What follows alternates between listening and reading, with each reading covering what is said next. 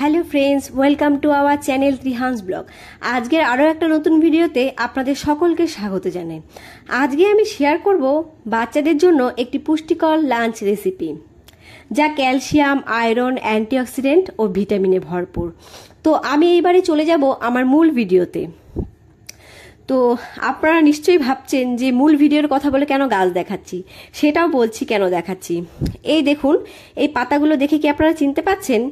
হ্যাঁ, ঠিক ধরেছেন, এটা কিন্তু কলমি শাকের গাছ।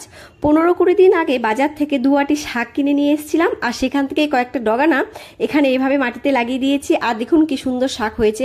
আরও পাতা হয়েছিল, বাট আমরা খেয়ে নিয়েছি। এবার আমি শাকটা তুলে নিয়ে যাচ্ছি, রান্নাঘরে চলে আসলাম। এইবার আমি ভালো করে ধুয়ে নিয়েছি শাকগুলো, ধুয়ে এবার কেটে নিচ্ছি। আর এখানে ছাদের শাকগুলো থাকাতে আমার সুবিধাও হয়েছে, আমার ছেলেকে এখান থেকে যখন তখন ফ্রেশ ডগা তুলে নিয়ে ভালো করে খাওয়াতে পারি।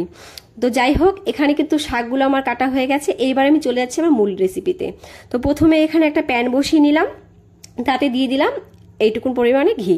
এবার ঘি গরম হয়ে গেলে আমি দিয়ে দিলাম এখানে রসুন কুচি। রসুনগুলোকে আমি একটু ভেজে নেব। রসুনে কিন্তু রয়েছে প্রচুর পুষ্টি। রসুনে রয়েছে অ্যালাসিন নামক অ্যান্টিঅক্সিডেন্ট, আর যা বাচ্চাদের রোগ প্রতিরোধ ক্ষমতা গড়ে তোলে। তো এখানে আমি দিয়ে দিলাম এবারে শাক। এবার শাকগুলো কিন্তু ভেজে নেব।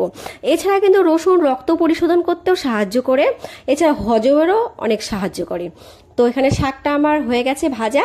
এইবারে আমি দিয়ে দিচ্ছি পরিমাণ মতো জল। তো জল দেওয়া হয়ে গেল। এইবারে কিন্তু এখানে আমি দিয়ে দেবো চাল।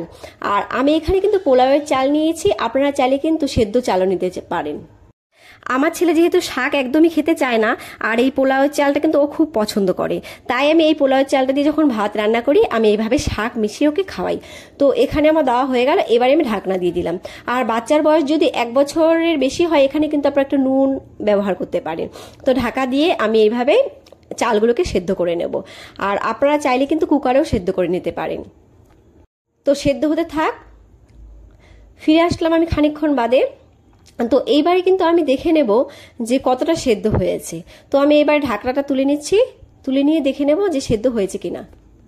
আর আপনারা কিন্তু বিভিন্ন রকমের স্যুপ বানালেও বাচ্চাদের জন্য সেখানে কিন্তু শাক ব্যবহার করতে পারেন, আর এমনি ভাজা করেও খাওয়াতে পারেন। তো এখানে আমি এবার দেখে নিচ্ছি, দেখে তো মনে হচ্ছে সেদ্ধ হয়ে গেছে। তো এখানে আমার চালটা সেদ্ধ হয়ে গেছে, আপনাদের দেখিয়ে দিচ্ছি। সেদ্ধ কমপ্লিট। এইবারে কিন্তু আমি আলু মেশার দিয়ে ভালো করে ম্যাশ করে নেব। আর আপনারাও কিন্তু এভাবে ছাদে বা বাড়ির কোনো ফাঁকা জায়গায় শাক লাগাতে পারেন, তাহলে কিন্তু বাচ্চারা ফ্রেশ শাক খেতে পারবে। তো এখানে আমি ম্যাশ করে নিচ্ছি। ম্যাশ হয়ে গেলেই বাটিতে ঢেলে নেব। বিশেষজ্ঞরা বলে থাকেন কলমি শাকে প্রচুর পরিমাণে পুষ্টিগুণ রয়েছে।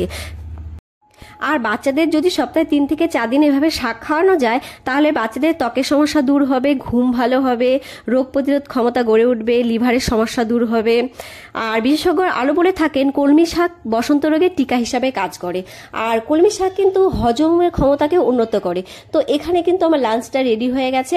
আপনারা চাইলে এইভাবেই কিন্তু বাচ্চাদের জন্য শাক করে খাওয়াতে পারেন।